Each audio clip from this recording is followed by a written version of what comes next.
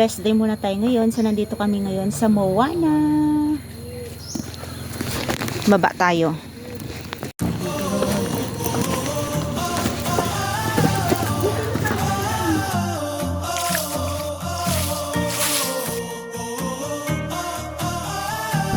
Oh. Tadi.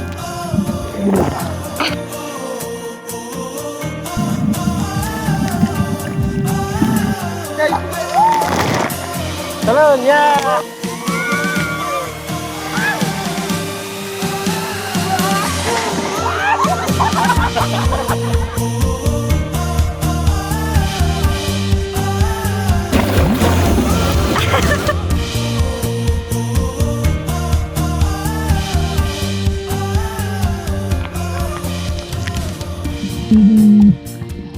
Dahil tinapat namin sa weekdays ang aming bakasyon ay solong-solo namin ang beach at dahil dyan, sobrang na-enjoy namin ang aming paliliko at sobrang nakaka-relax ang ganda ng paligid.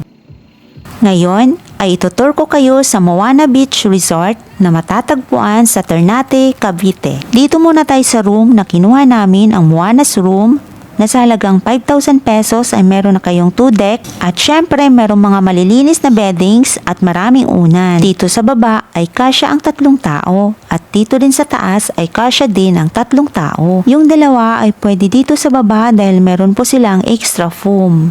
At para hindi mainit ay 2 electric pan ang nandito at meron din po tayo dito ang side table na lagayan ng ating mga gamit at ang pinakamalaga ay yung ating toilet na malinis at may good source of water. Solar nga pala ang ilaw nila dito sa araw pero huwag kayo mag-alala dahil sa gabi naman ay meron naman tayong kuryente. At paglabas mo ng pinto ay overlooking na yan sa dagat at yung nipa hut ay kasama na yan sa 5,000. Sa mga gusto magluto ay huwag po kayo mag-alala dahil meron po tayong kusina, may lababo at lutuan at syempre pwede din po kayo mag-ihaw.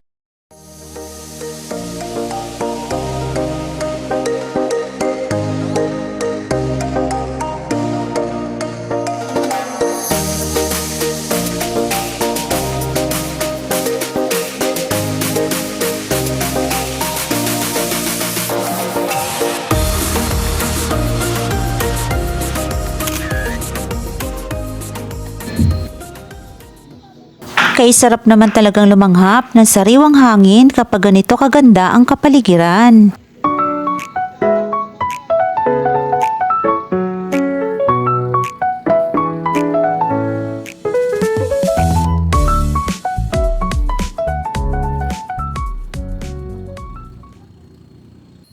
Dito muna tayo sa entrance point. Unahan lang ito ng Cabiang Tunnel kung kayo ay galing sa Maragondon. At bago naman ito mag-Cabiang Tunnel kapag galing kayong Batangas, basta may makita kayong tulay at may signage ng Moana Beach Resort ay pwede na kayong bumaba at pwede nyo rin pong gamitan ng Google Map. Wow! Ito yung kanilang parking lot at kung ayaw nyo pong magdala ng sasakyan ay pwede po kayong mag-commute dahil meron po ditong dumadaan na bus. From Pitix to Nasugbu, Batangas ang biyahe nila.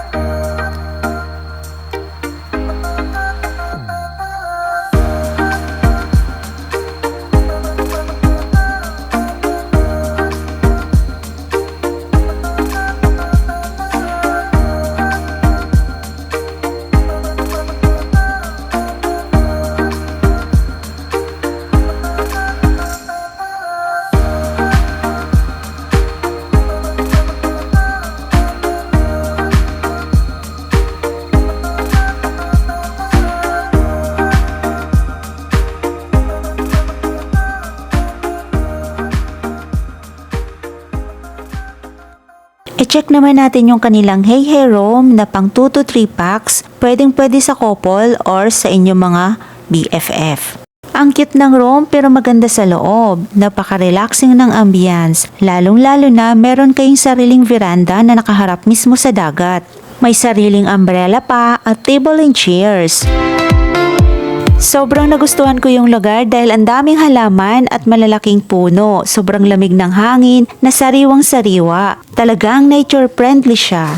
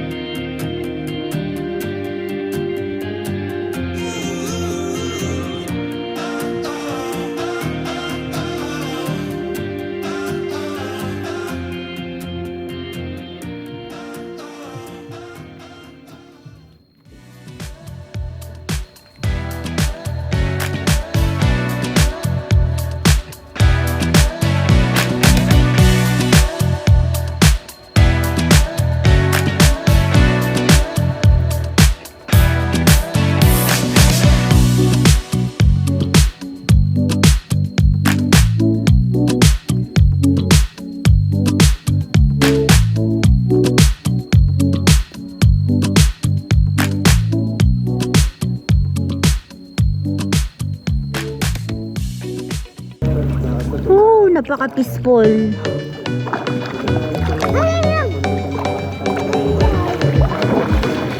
Kumalma ka tubig. Kalena, ikaw ba yan? Sino? Kalena, ka-encantada. Ay, video pala to, lintik. Game!